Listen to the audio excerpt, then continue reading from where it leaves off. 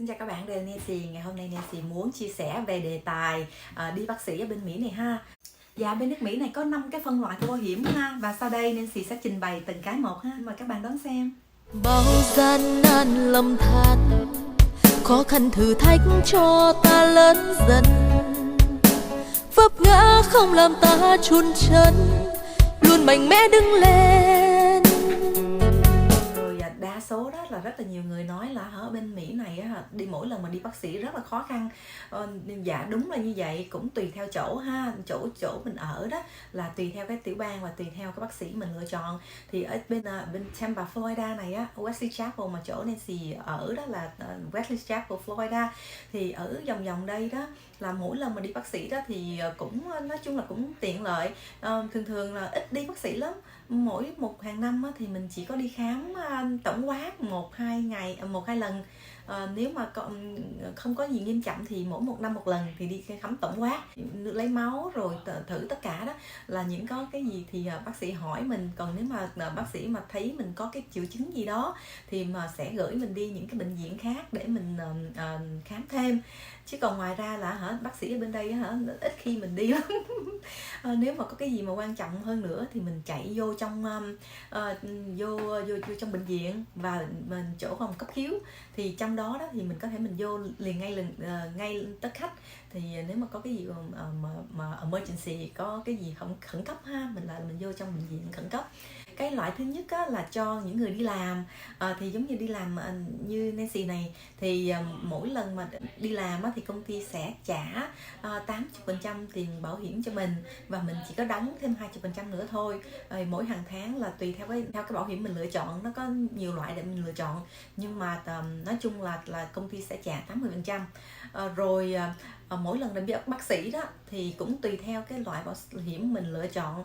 Thì nhiều khi bị bác sĩ á, thì mình không phải trả tiền, mình chỉ trả khoảng chừng 15 đô hay là 20 đô gì đó để cho làm tiền giấy tờ thôi. Chứ còn ngoài ra là công ty bảo hiểm sẽ bao hết cho mình ha. Và nếu mà có cái loại mà nó gọi là deductible, có nghĩa là mỗi hàng năm á, là nếu mà bạn muốn cái tiền đóng nó rẻ hơn thì bạn lựa chọn cái tiền mà bỏ tiền túi ra đó nó nhiều hơn. Thì nói chung á, là cái đó thì có thể tùy theo mỗi cái hợp đồng. Và bạn ngoài cái 15-20 đồng ra mà mỗi lần bạn đi bác sĩ á, thì bạn có thể phải trả hơn vì cái hợp đồng của bạn mua nó, nếu mà đóng cái tiền bảo hiểm rẻ ha. Rồi cái loại thứ hai đó là của người già. Nếu mà bạn trên 65 tuổi á, thì bạn có thể về hưu. Ở bên Mỹ này á, thì bắt đầu là 66-67 tuổi thì bắt đầu với là về hưu đúng tuổi. Thì khi mà về hưu rồi á, là 65 tuổi là bạn có thể làm hồ sơ để xin bảo hiểm của chính phủ đó. Thì cái loại bảo hiểm này là bảo hiểm cho những người già, nó khác ha, là mình phải có đi làm thì mình mới có cái bảo hiểm. Và những người già như vậy đó thì thường đó là cũng đóng một chút xíu thôi chứ không có đóng nhiều lắm. Còn nếu mà mình không có cái lương cao á, mình lãnh cái tiền hưu không có cao á, thì mình không cần đóng bao nhiêu hết. Còn cái loại thứ ba là nếu mà bạn không có bảo hiểm của chỗ làm và không có bảo hiểm của người già thì bạn có thể mua bảo hiểm tư nhân ở ngoài. Nếu như bạn làm kinh doanh thì bạn phải tự mua bảo hiểm cho chính mình, hoặc là những người mà không có đủ điều kiện để bảo hiểm của chính phủ thì mình phải tự bỏ tiền túi ra mua. Và cái giá tiền hàng tháng á, nó nói chung là cũng rất là đắt đỏ, tùy theo là mua cho một mình hay là mua cho vợ chồng hay là mua cho cả nhà luôn, là con cái rồi có như vậy đó, thì cái giá là nó tùy theo cái hợp đồng ha. Còn một cái loại nữa, loại bảo hiểm thứ tư là nó gọi là Medicaid, là có nghĩa là cái bảo hiểm đó là chính phủ cho những người nghèo hoặc là những người mà bị tàn tật đó, mà còn trẻ đó, mà giống như là không phải con nít, mà không phải có đang cái lứa tuổi mà đi làm mà không có đi làm được và bị tàn tật rồi bị thương tích đó, thì mình không có đủ khả năng để trang trả cho cuộc sống, với là không có đủ khả năng để trả tiền bảo hiểm, thì chính phủ sẽ cho mình cái bảo hiểm ha. Cho nên bên nước Mỹ này mới nói là nếu mà các bạn giàu thì giàu thiệt là giàu luôn, nghèo thì thiệt là nghèo luôn. Còn nếu mà ở giữa là phiền phức lắm, tại vì giữa là không có được nhiều cái quyền lợi. chỉ có người giàu á thì người ta tự săn sóc lấy mình, và tự người ta có tiền rồi cho nên người ta không có cần những cái phúc lợi nào hết. Còn cái người nghèo á thì vì không có tiền cho nên chính phủ sẽ đài thọ nhiều thứ, có nghĩa là đài thọ tùy theo nha, cũng phải đủ điều kiện mới được chứ không phải là ai cũng được. Thì nếu mà nói là nghèo đi mà đủ điều kiện thì chính phủ sẽ đài thọ những bảo hiểm sức khỏe, rồi nhiều khi cho tiền nhà, cho tiền ăn, rồi cho này kia. Nói chung là cái cuộc sống ở bên Mỹ này dù cho nghèo đi chăng nữa cũng có đầy đủ cái vật chất. Về giống như là ở trong căn nhà đó thì cũng có máy lạnh, máy sưởi, rồi nói chung là tầm những cái tân tiến, chứ không có đến nỗi mà không thiếu vật chất đâu. Đó là chính phủ cũng cung cấp cho những cái mà cần thiết, giống như là tiền để mua thức ăn, rồi tiền mua mướn nhà, hoặc là cho thêm bảo hiểm gì đó. Thì mình đi khám. Còn cái loại thứ 5 là nếu mà mình không có những cái chương trình bảo hiểm thì mình lỡ mà có chuyện gì thì mình chạy vô trong bệnh viện á thì mình trả tiền mặt thôi. Thì cái đó thì ở đâu cũng có ở đâu cũng phải theo cái luật ở đó. Thì nhưng mà cái luật ở bên Mỹ này nó rất là tốt, là biết sao, nếu mà bạn mà không có bảo hiểm mà lỡ mà có chuyện gì mà tai nạn hay gì đó là vô trong nhà thương, là vô trong nhà thương cấp cứu đó, là họ bắt buộc phải nhận bạn, không cần biết bạn có bảo hiểm hay không, là người ta phải chữa trị cho bạn xong xuôi rồi lúc đó với tính tiền sau.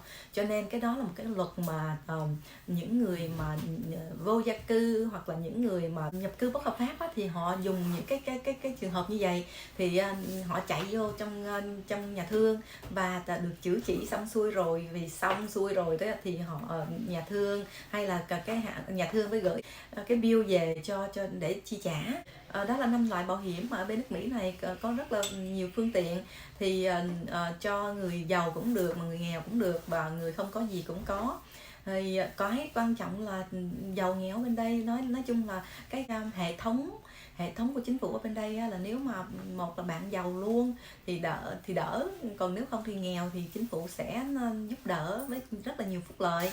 Nhiều người phàn nàn là đi bác sĩ ở bên đây rất là phiền phức và đợi lâu, thì đúng vậy, tại vì bên Mỹ này cái gì cũng qua cái hệ thống bảo hiểm hết, cho nên đi bác sĩ ở bên đây là phải hẹn, phải đợi, nếu mà chỗ thành phố nào mà có ít bác sĩ hoặc là đông người quá phải đợi cả mấy tháng trời luôn thì mới có cái lượt của mình để đi khám bác sĩ ha. Nhưng mà Nancy nói đó là không phải là nếu mà có chuyện gì mà quan trọng thì mình có thể mình chạy vô trong chỗ nhà thương cấp cứu thì ngay lập tức thì mình có thể mình được chữa trị liền. Nhưng mà còn những cái mà giống như là đi khám tổng quát hàng năm thì mình phải đợi theo cái lịch của người ta, có chỗ trống thì mình mới đi khám được. Thì cái đó là nếu mà theo cái quy luật ở đây thì mình cũng ở quen rồi đó, thì mình không thấy gì hết. Còn nếu mà nói là trời ơi, nếu mà ở Việt Nam như vậy thì mình đi ra ngoài là gặp bác sĩ liền, thì dĩ nhiên rồi, nếu mà bạn bỏ tiền mặt ra thì nếu mà bỏ tiền mặt ra đa số bạn muốn là có người phục vụ cho bạn ngay lập tức luôn, đâu có cần phải đợi chờ gì đâu. Nếu là ở đâu cũng vậy, tiền là tiên mà, cho nên nếu mà có tiền là có thể mua được mà. Cho nên với nói là nếu mà những nhà giàu đó họ có tiền cho nên họ có cái dịch vụ ngay tức khắc, ngay lập tức, họ muốn làm gì cũng được. Thì nói trên cái cuộc sống này đó là nhiều khi nói là life is not fair, thì Nancy trả lời là life is never fair. So miễn sao là mình biết cái cuộc sống của mình như thế nào và cái hoàn cảnh như thế nào thì mình phải biết làm sao để chấp nhận nó, và biết làm sao làm mọi chuyện cho phù hợp và tốt với lại cái hoàn cảnh của mình. Thì ở đâu quen đó. Nói chung đó là ở Việt Nam thì nhiều khi mình được phục vụ ngay tức khắc và liền, nhưng mà cái đó cũng phải trả một cái giá là bạn phải có tiền. Còn nếu mà không có tiền thì cũng phải đợi vậy, vô trong nhà thương cũng phải ngồi đợi lê lết, rồi phải đợi một thời gian rất là lâu mới được chữa trị. Còn nếu mà không có tiền Thì bạn thấy không, nếu không có tiền người ta thà cho bạn chết thôi chứ đâu có giúp đỡ gì đâu. Và nói tiền là trên hết, cho nên nhưng mà ở bên Mỹ này được một cái là dù cho bạn không có tiền đi chăng nữa thì vô chỗ nhà thương mà có chuyện gì xảy ra thì người ta cũng rất là niềm nở để tiếp đón mình và niềm nở để chữa trị cho mình. Sau khi mà xong xuôi là lúc đó tính sau. Thì nói chung là những cái hoàn cảnh ở bên Mỹ này tốt cũng tốt mà xấu cũng có xấu, thì miễn sao là bạn biết được cái quy luật của họ và mình theo cái quy luật của họ là mọi chuyện suôn sẻ thôi. Còn về vấn đề kỳ thị thì tùy theo chỗ nha, tùy theo thành phố thì nhiều người cũng cảm thấy có nên vấn đề kỳ thị, nhưng mà nói chung là trên thực tế đó là nhiều cái bệnh viện Nancy đã đi rồi thì không có cái vụ mà kỳ thị người này người kia đâu. Cũng tùy theo người thôi, nhiều khi tới cái lúc mà các bác sĩ đó hoặc các y tá đó đang có chuyện gì ở trong bực mình trong lòng thì họ sẽ không có nồng nhiệt tiếp đón mình, nhưng mà nói chung trên thực tế là bác sĩ với y tá ở bên đây rất là nồng nhiệt. Người ta tiếp đón mình họ không cần biết là mình giàu hay nghèo, vô trong mà có bệnh là chữa, chứ không có mà cái kiểu mà nhìn từ đầu xuống dưới chân coi xem mình có đủ khả năng trả tiền không, thì cái đó cái đủ khả năng chi trả không thì người ta với chữa trị. Thì ở bên đây không có cái chuyện đó. Vô nếu mà có bệnh tình, có bệnh án là họ chăm chú, họ chữa trị vậy thôi. Với lại cái là họ cũng sợ bị kiện. Nói chung là nếu mà ở cái khu nào giàu quá thì người ta đóng thuế nhiều thì cái bệnh viện cũng tân tiến hơn và để phục vụ cho những người giàu có hơn. Còn những cái khu nào mà nghèo quá thì không có đủ tiền thuế hay là đủ gì thì cái dụng cụ nó hơi cũ hơn, nhưng mà vẫn còn đủ điều kiện, có nghĩa là đủ điều kiện y tế, chứ không phải là dùng mấy cái mà đã hết hạn rồi, hoặc là những cái mà không còn sử dụng được nữa. Nói phế thải đó là bên đây không có nên cái vụ đó. Tóm lại đó là bệnh viện ở bên Mỹ này rất là an tâm, và bác sĩ y tá và những người phục vụ rất là nhiệt tình để chữa trị cho bệnh án của mình, và không có kỳ thị về cái có tiền khả năng chi trả hay không ha. Cái đó là người ta chữa trị xong xuôi rồi bảo hiểm sẽ họ có một cái ban quản lý về chi trả sẽ thanh toán với lại bảo hiểm của mình thôi, chứ mình không có dính líu, bác sĩ hay y tá không có dính líu về cái đó. Cho nên họ cứ chú tâm vô chữa trị cho mình, càng sớm bình phục càng tốt và trong cái thời gian ngắn nhất. Dạ, Nancy đang ở phòng bác sĩ ha. Ở đây là thấy là cũng rất là sạch sẽ nè ha. Chỗ này là chỗ ngồi đợi bác sĩ. Xin chào các bạn, Nancy đang ở văn phòng của bác sĩ và đây là một trong những cái văn phòng ở bác sĩ ở đây. Ở đây rất là sạch sẽ và có rất là nhiều tiện nghi ha. Văn phòng rất là sảng khoái. Đây là một trong những cái phòng khám của bác sĩ ở bên Wesley Chapel, Florida này ha.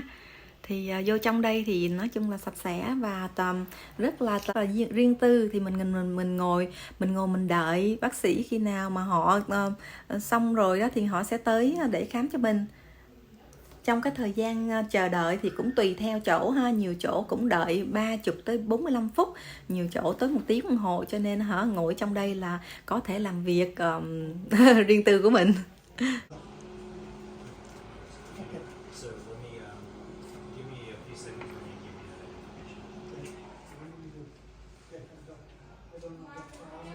Vòng quanh đây là nguyên một cái khu của bác sĩ hết nha, rồi có đủ loại văn phòng để chữa trị hết trơn á. Đây là một trong những văn phòng bác sĩ mà hôm nay Nancy đi. Còn ở bên kế bên là bác sĩ mắt. Rồi nói chung là nguyên cái khu này là tập trung các loại chữa trị.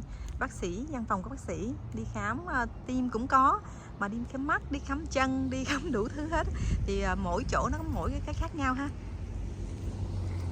Ngày hôm nay thì Nancy đi bác sĩ gia đình. Đây là một trong những bác sĩ gia đình ở đây. Cảm ơn các bạn đã theo dõi chia sẻ của Nancy. Và nếu thấy hay thì hãy đăng ký kênh của Nancy nhé, và cho Nancy một like. Cảm ơn nhiều và xin hẹn gặp lại. Bye bye.